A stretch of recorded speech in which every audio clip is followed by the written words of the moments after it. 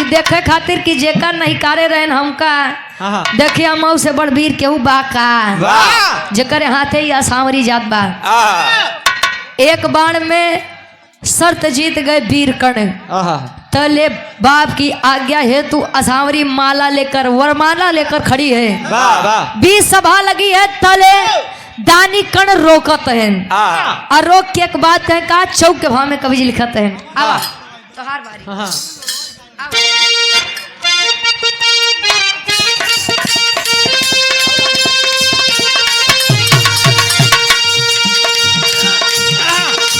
माला लेके चली असावरी।